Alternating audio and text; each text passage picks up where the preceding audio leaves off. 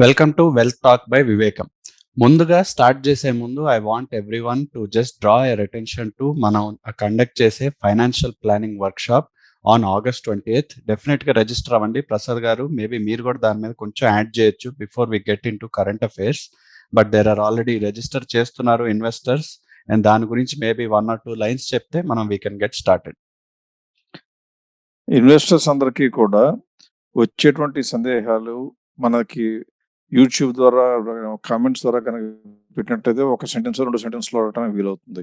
అలా కాకుండా కనుక ప్రత్యక్షంగా మీటింగ్లో పార్టిసిపేట్ చేసినట్లయితే ముందు ఐడియాలజీ అర్థమవుతుంది, ఎలా వాడుకోవాలో సలహాలను తెలుస్తుంది, ఎలా ఫాలో అప్ చేసుకోవాలో కూడా తెలుస్తుంది. అలా కాకపోతే ఏంటంటే బిట్స్ అండ్ పీసెస్లో చిన్న చిన్న ఇన్ఫర్మేషన్ అడగటం, దానికి మేము వీలైనంత బిట్స్ అండ్ పీసెస్లో మనం ఇన్ఫర్మేషన్ ఇవ్వటం అయితే అది చాలా తక్కువ సమయంలో తక్కువ ఇన్ఫర్మేషన్ మాత్రమే పాస్ చేయగలుగుతాం. అలా కాకుండా ఒకసారి కనుక కాన్ఫరెన్స్కి అటెండ్ అయ్యి కాన్ఫరెన్స్లో ఉన్న డీటెయిల్స్ మొత్తం అప్రోచ్ ఏంటి, అప్రోచ్ ఎలా అర్థం చేసుకోవాలో తెలిస్తే ఫ్యూచర్లో ఎప్పుడు కంగారు పడాల్సిన అవసరం ఉండదు. కాబట్టి ఉత్సాహం ఉన్న ప్రతి ఇన్వెస్టర్ కూడా ఖచ్చితంగా ఈ అవకాశాన్ని వాడుకుని వీళ్ళంత ఎర్లీగా రిజిస్ట్రేషన్ చేసుకుంటే డిసప్పాయింట్మెంట్ లేకుండా ఉంటుంది. ఎందుకంటే మనం we're trying to restrict the audience to only limited seats. కాబట్టి ఎంత తొందరగా వీలైతే మనకు కూడా అంత మంచిది. మనం ప్లాన్ చేసుకోవడానికి, కంటెంట్ ఇవ్వడానికి కూడా బాగుంటుంది. ఎగ్జాక్ట్లీ అండి. So let's get in to this week. Just నిన్ననే వచ్చిన న్యూస్ ఏంటి అంటే యుఎస్ ఫెడరల్ రిజర్వ్ వచ్చి జూన్లో చేసిన రేట్ హైక్ లాగానే మళ్ళీ జూలైలో 0.75% ఇంట్రెస్ట్ రేట్ పెంచారు. సో ముందుసారి పెంచినప్పుడేమో మార్కెట్స్ కొద్ది గొప్ప నెగిటివ్గా రియాక్ట్ అయినాయి. ఈసారి పెంచినప్పుడేమో markets you must say big rally చూసింది నిన్న, అండ్ ఆఫ్ కోర్స్ ఇవాళ మన మార్కెట్స్ కూడా చూస్తున్నాము. అంటే ఇన్వెస్టర్ లాగా casual investor or retail investor ఇలాంటి న్యూస్ని అంటే మనం ఎలా ఇన్ఫర్ చేసుకోవాలి? ఒకసారి పాజిటివ్, ఒకసారి నెగిటివ్గా ఉంటాం. అంటే what does it mean? Maybe దాని మీద మీరు కొంచెం ఒపీనియన్ చెప్పగలుగుతారా? మొట్టమొదట ఇన్వెస్టర్ అనేవాళ్ళు ప్రతి ఒక్కళ్ళు కూడా లాభం సంపాదించాలని ఇన్వెస్ట్ చేస్తూ ఉంటారు. కాబట్టి వాళ్ళకి తెలిసిన ప్రతి న్యూస్ ఐటము, ప్రపంచంలో ఏ మూల ఏం జరిగినా దాని మూలంగా మన పోర్ట్ఫోలియో పెరుగుద్దా తగ్గుద్దా అని ఆలోచించటం, లేకపోతే ఆదుర్దా పట్టడం అనేది కంప్లీట్గా వేస్ట్ ఆఫ్ ఎఫర్ట్. ఎందుకంటే ఇప్పుడు మీరు చెప్పినటువంటి ఎగ్జాంపుల్ ప్రకారం ఇంట్రెస్ట్ రేట్లు పెరిగితే కామన్ సెన్స్ ప్రకారం టెక్స్ట్ బుక్లో చెప్పిన లాంగ్వేజ్ ప్రకారం కనుక చూసినట్లయితే ఇంట్రెస్ట్ రేట్ పెరిగినప్పుడు డబ్బులన్నీ కూడా ఫిక్స్డ్ ఇన్కమ్ అవెన్యూస్లోకి, అంటే ఫిక్స్డ్ డిపాజిట్స్లోకో గవర్నమెంట్ సెక్యూరిటీస్లోకి వెళ్ళిపోవాలి. అంటే స్టాక్స్లో నుంచి తీసేసి అందులోకి వెళ్ళిపోవాలని గ్రాస్ లెవెల్లో చెప్తూ ఉంటారు. అదే కనుక నిజమైతే ఏం జరగాలంటే మార్కెట్లు పడాలి. అది కూడా రాస్తారు టెక్స్ట్ బుక్స్లో ఎక్కువ సార్లు. ఇంట్రెస్ట్ రేట్లు పెరిగే సమయంలో స్టాకులు పడిపోతాయి, ఇంట్రెస్ట్ రేట్లు తగ్గే సమయంలో స్టాకులు పెరుగుతూ ఉంటాయి అని చెప్తుంటారు. కానీ దానికి భిన్నంగా కూడా ఎందుకు జరుగుతుందంటే అందరికీ తెలిసిన ఇన్ఫర్మేషన్ పాత ఆవకాయ పచ్చడి లాంటిది. ప్రస్తుతం జరిగింది ఏంటంటే ఈ 0.75% పెంచుతాము అని ఆల్రెడీ ముందు నుంచి చెప్పడం జరిగింది. సో ఇది కంప్లీట్లీ డిస్కౌంటెడ్. అంటే ఇది కొత్తగా ఇవాళ వచ్చిన న్యూస్ కాదు, ఇవాళ జరిగిన ఈవెంట్ ఏమో కానీ దీనికి సంబంధించిన సమాచారం అంతా ముందే మార్కెట్లో డిస్కౌంట్ చేయబడింది. కాబట్టి దాని మూలంగా పెద్దగా అడ్వర్స్ ఇంపాక్ట్ ఏమీ లేకుండా మార్కెట్ పెరగడం చూసాం. అంటే అనుకున్నదంతా కూడా బ్యాడ్ అయిపోయింది అనుకుంటారు. ఇప్పుడు ఆలోచించేది ఏంటంటే నెక్స్ట్ సారి బహుశా ఎంత పెంచకపోవచ్చు అనే ఆశతో మార్కెట్లు పెరగడం మొదలవుతుంది. ఇన్వెస్ట్ అనేవాళ్ళు ఎవరైనా లాంగ్ టర్మ్ పర్స్పెక్టివ్లో కనుక ఇన్వెస్ట్ చేస్తే ఇటువంటి టెంపరీగా వచ్చే ఈవెంట్స్ గురించి పెద్దగా ఆదుర్దా పడవక్కర్లేదు. కానీ జనరల్గా జరిగేది ఏంటంటే ఎక్కువ మంది ఇన్వెస్టర్లు ఇలాంటి ఈవెంట్స్ గురించి ఏమో ఎక్కువ ఇంట్రెస్ట్ చూపించి ఉంటా ఉంటారు. వాళ్ళ పోర్ట్ఫోలియోలో ఉన్న స్టాక్స్ తాలూకు అప్డేట్స్ మాత్రం కనుక్కుందామని ట్రై చేయరు. కనుక్కున్నా కూడా రియాక్ట్ అవ్వకుండా తగ్గుతుంటే చూస్తూ ఉంటారు, పెరుగుతుంటే కూడా చూస్తూ ఉంటారు. అలా కాకుండా ఒకవేళ కనుక మార్కెట్లో మీకు పోర్ట్ఫోలియోలో ఉన్న కంపెనీల తాలూకు ఏదైనా పనితీరు వచ్చి ఆ పనితీరు బాగాలేకపోతే ఆదుర్దాపడి వెంటనే అమ్మివేసి వేరే కంపెనీలోకి వెళ్ళాలి అని ఆలోచించుకోవాలి. కానీ ఒకవేళ అలా కాకుండా మీకున్న స్టాక్స్ యొక్క పనితీరు నెక్స్ట్ క్వార్టర్ రిజల్ట్స్ వచ్చి బ్రహ్మాండంగా ఉంటే ఆనందంగా ఉండాలి, కంటిన్యూ అవ్వాలి. అంటే మీ డెసిషన్ మేకింగ్ పాయింట్కి అవసరమైన న్యూస్ ఏమిటో గమనించాలి. అంతేగాని పేపర్లు ఓపెన్ చేసిన తర్వాత వచ్చిన ప్రతి న్యూస్ తాలూకు కూడా ఇంపాక్ట్ మన షేర్ల మీద ఉంటుందనో దాని గురించి ఎక్కువ ఆలోచించడం అనేది according to me it's completely waste of effort. Exactly అండి. సో ఇదే కాకుండా మనం ఇప్పుడు తెలుసుకున్న న్యూస్ అండ్ రీసెంట్గా వచ్చిన ఇవాళ వచ్చిన అప్డేట్, నిన్న ఇవాళ వచ్చిన అప్డేట్ ఏంటి అంటే 5G స్పెక్ట్రమ్ ఆక్షన్ జరుగుతుంది. Centre is taking that auction. పెద్ద పెద్ద మొత్తాలు ఇన్వెస్ట్ చేస్తున్నారు, ఆక్షన్ చేస్తున్నారు these big telecom companies. So దగ్గర దగ్గర మోర్ దెన్ 1.5 lakh crore వరకు ఆక్షన్ ఆల్రెడీ బిడ్ చేసే ఉన్నారు అని రిలీజ్ చేశారు సెంటర్. అంటే ఇలాంటి న్యూస్ చూసి maybe even if it is not short term లేదా స్టాక్ స్పెసిఫిక్ కాకపోయినా ఎకానమీ గురించి ఏమనే ఉద్దేశం ఆర్ ఇన్ఫరెన్స్ తీసుకోగలచ్చు? అంటే ఇది is a good sign, is it weak sign, what do you say? Spectrum sale అనేదంటే అర్థం ఏంటంటే గవర్నమెంట్ దగ్గర ఇన్వెస్ట్మెంట్ పెట్టవలసిన అవసరం లేకుండా గవర్నమెంట్కి మాత్రమే గుత్తాధిపత్యం ఉన్నటువంటి ఆస్తిగా చెప్పాలి. అంటే గవర్నమెంట్ దగ్గర ఇప్పుడు కూడా ఇలాంటి రకరకాల ఆయుధాలు ఉంటాయి. డబ్బు గనక అవసరమైనట్లయితే ఒకవేళ సోషల్గా ఉండే టెలికాం సర్వీస్లో బెటర్ సర్వీసెస్ ప్రొవైడ్ చేయాలి అంటే తమ అధీనంలో ఉన్నటువంటి స్పెక్ట్రమ్ని ఆక్షన్ చేయడానికి ప్రయత్నిస్తారు. అలా ఆక్షన్ చేయాలన్నప్పుడు గవర్నమెంట్ పెట్టుకున్న టార్గెట్ పేపర్ల మీద చెప్పింది అయితే 430 లక్షలు 4.3 లక్షల కోట్లు కలెక్ట్ చేద్దాం అనుకున్నారు. దానిలో మొట్టమొదటి రోజునే 1.5 lakh crores వచ్చి దాదాపుగా 1.8 to 2 lakh crores దాకా కలెక్ట్ అయ్యేట్లు ఉంది అంటే అది 2 కోణాలు ఆలోచించాలి. ఒకటి, ప్రభుత్వ పనితీరు మీద ప్రజల కన్నా కూడా ఇటువంటి గవర్నమెంట్ సెక్టర్లో లేని ప్రైవేట్ సెక్టర్లో ఉన్న కంపెనీలకి నమ్మకం ఎక్కువ ఉన్నది. అంటే అంత ఇన్వెస్ట్మెంట్ పెట్టడానికి ముందుకు వస్తున్నారు అంటే అర్థం ఏంటంటే ప్రజల యొక్క కొనుగోలు శక్తి రాబోయే రోజుల్లో పెరుగుతుందని నమ్ముతున్నారు. కంట్రీ యొక్క ఎకానమీ కూడా బాగానే ఉంటుందని నమ్ముతున్నారు. కాబట్టి ఇన్ని లక్షల కోట్లు కూడా ఇన్వెస్ట్మెంట్ పెట్టడానికి ముందుకు వస్తున్నారు అనేది సానుకూలంగా ఆలోచించవలసిన అంశం. రెండవది మనం చూడవలసింది ఏంటంటే టెలికాం సెక్టర్లో అంతకుముందు గతంలో జరిగిన పొరపాటు అంటే aggregate of gross revenues, AGR revenues అంటారు. అది ఎప్పుడో ఒక చిన్న గ్రామటికల్ మిస్టేక్ మూలంగా దాని ఇంటర్ప్రిటేషన్ రకరకాలుగా వెళ్ళిపోయి ఆ టెలికాం సెక్టర్ని దాదాపుగా కంప్లీట్గా కొలాప్స్ చేసే పరిస్థితికి వెళ్ళిపోవటం కూడా జరిగింది. కొంతమంది వీక్ ఆపరేటర్స్ అయితే మార్కెట్ నుంచి కూడా వెళ్ళిపోయారు. అది కేవలం రాంగ్ ఇంటర్ప్రిటేషన్. ఆ రాసేటప్పుడు సరిగ్గా తీసుకోకపోవటం మూలంగా సుప్రీంకోర్టు చాలా స్ట్రిక్ట్గా ఉండటంతో చాలా సఫర్ అయింది.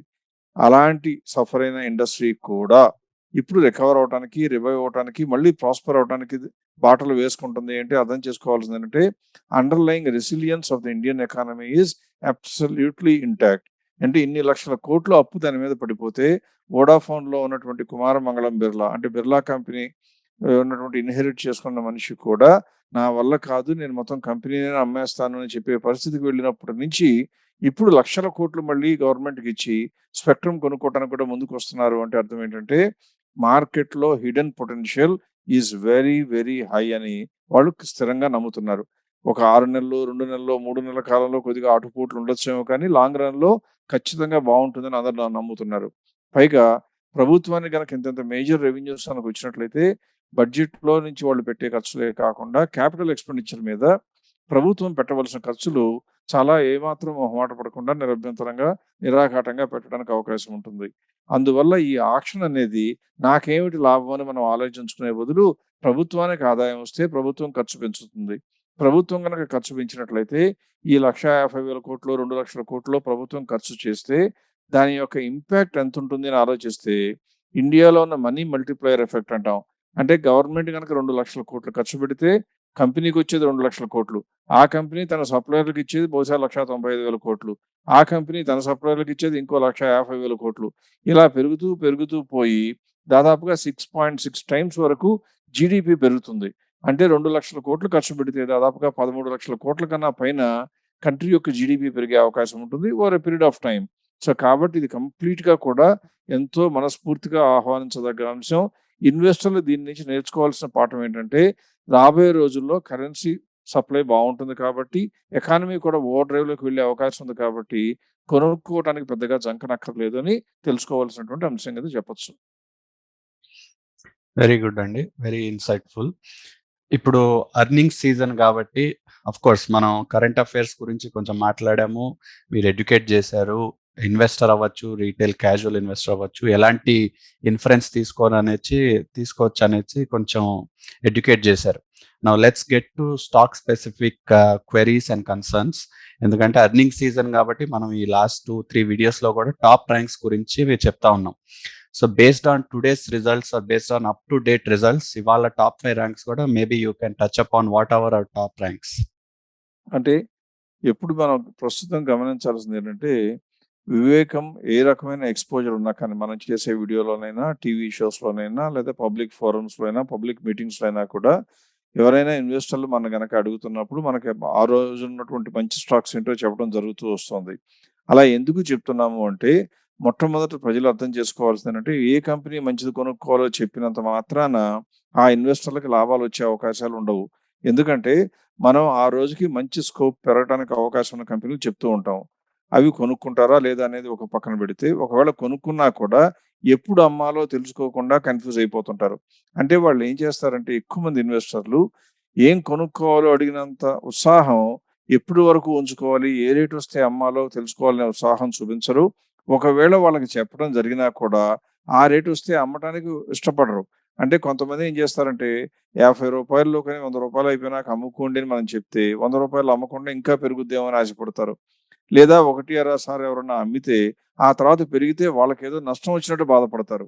అంటే గమనించాల్సిందేంటంటే, మన యొక్క అభిప్రాయాల ప్రకారం స్టాక్ మార్కెట్‌లు పెరగవు, తగ్గవు. మనం కొనుక్కునేటప్పుడు మిగతా వారికి భిన్నంగా అంటే వివేకం సలహాలు ఫాలో అయ్యే ఇన్వెస్టర్లు మాత్రం ఎప్పుడూ కూడా ఒక ఫెయిర్ ప్రైస్ మనసులో అనుకుని, దానికన్నా బాగా తక్కువలో ఉన్న స్టాక్స్‌నే రికమెండ్ చేయడం జరుగుతుంది కాబట్టి, ఆ స్టాక్ కనుక ఫెయిర్ ప్రైస్ రీచ్ అయితే కళ్ళు మూసుకొని అమ్మివేయటం మంచి పద్ధతి. అలా చేసిన ఇన్వెస్టర్లకే లాంగ్ రన్‌లో విపరీతమైన లాభాలొచ్చాయని మనకి చరిత్ర చెప్తున్నటువంటి సాక్ష్యాలున్నాయి. కాబట్టి అలా చేయకుండా ఉంటారు. ఎట్ ద సేమ్ టైమ్ ఒక్కొక్కసారి ఏమవుతుందంటే మనం రికమెండేషన్స్ చెప్తాం. దాని మీద మళ్ళీ ఫాలో అప్‌లో కూడా మనం ఎప్పుడన్నా అమ్మాల్సిన పరిస్థితి వస్తే చెప్పటం అనేది మన యొక్క డ్యూటీ. మన రెస్పాన్సిబిలిటీ కూడా. ఇవాళ నేనేం చేయదలుచుకున్నానంటే మనం ఇప్పటి వరకు స్టడీ చేస్తూ ఎన్నో కంపెనీలు రికమెండ్ చేస్తూ వచ్చాం. ఆ కంపెనీలు రికమెండ్ చేసిన వాటిల్లో ఫాలో అప్ యాక్షన్ కింద ఏదైనా కనుక మనం అమ్మివేయండి అని సజెషన్ ఇవ్వటం జరిగిందేమో చూద్దాం. అంటే ప్రధానంగా చెప్పవలసిందేంటంటే మిగతా విభిన్న సందర్భాల్లో మనం చెప్పిన కంపెనీలు మీరు కొనుక్కుని ఉన్నట్లయితే అది ఇంకా ఉంచుకోవచ్చా? ఉంచుకోవక్కర్లేదా? అనే దానికి ఉదాహరణగా ఇవాళ నేను చెప్పబోయేదేంటంటే, మనం కవర్ చేసిన కంపెనీలో ఏ స్టాక్‌లు ఆల్రెడీ మన అంచనా ప్రకారం 3 కారణాల్లో అమ్మివేయమని చెప్పడం జరుగుతుంది. 1 మనం అంచనా వేసిన ఫెయిర్ ప్రైస్ రీచ్ అయితే అమ్మమని చెప్తాము. 2 మనం కొనుక్కోమని చెప్పిన కంపెనీ తర్వాత రిజల్ట్స్ డిక్లేర్ చేసి, ఆ రిజల్ట్స్ గనక బాలేకుండా అంటే లాభదాయకత తగ్గితే ఆ కంపెనీని అమ్ముకోమని చెప్తాము. మూడవ ప్రధాన కారణం ఒకవేళ రిజల్ట్స్ బాగున్నా కూడా మనం రివైజ్ చేసిన ఫెయిర్ ప్రైస్‌కి, అప్పుడున్న మార్కెట్ ప్రైస్‌కి గ్యాప్ తక్కువున్నా కూడా అమ్ముకోమని చెప్తాం. ఇలా ఈ 3 సందర్భాల్లో ఏ కంపెనీలు మనం కొనుక్కోమని చెప్పి, ఆ తర్వాత అమ్ముకోమని చెప్పడం కూడా చెప్పామో చె చె తెలియచేయటం మన ధర్మంగా భావించి చెప్తున్నాను. మొట్టమొదటగా 2021 డిసెంబర్ రిజల్ట్స్ ఆధారం చేసుకొని మనం బీఈఎంఎల్ కొనుక్కోమని చెప్పడం జరిగింది. అది 14, 20 ఉన్నప్పుడు మన రికమెండేషన్ లిస్ట్‌లోకొస్తే అది 27థ్ మే 2022న మనం దాన్ని అమ్మివేయటం జరిగింది. ఈ మధ్య కాలంలో అంటే 21 రిజల్ట్స్ వచ్చిన తర్వాత 27థ్ మే లోపల అంటే కరెక్ట్‌గా చెప్పాలి అంటే 9థ్ మార్చ్ నుంచి 27థ్ మే లోపల అది పీక్ రిటర్న్ ఎంతొచ్చిందని చూస్తే గనక దాదాపుగా 36% రిటర్న్ వచ్చింది. 1933 కూడా టచ్ చేసింది. అది ఒక అంశం. ఇహ అలాగే చెన్నై పెట్రోల్‌ని మనం మొట్టమొదట్లో 21 రిజల్ట్స్ బేస్ చేసుకొని రూ. 105 రికమెండ్ చేయడం జరిగింది. అది 25థ్ ఆఫ్ జాన్యువరి 22 మనం రికమెండ్ చేసాం. అది చాలా త్వరితగతిన విపరీతంగా పెరుగుతూ మనకి టార్గెట్ ప్రైస్ అయిన 165ని చాలా తేలిగ్గా దాటెళ్ళిపోయింది. అంటే అనుకున్న ఫెయిర్ ప్రైస్ రాంగానే అమ్మివేశాం.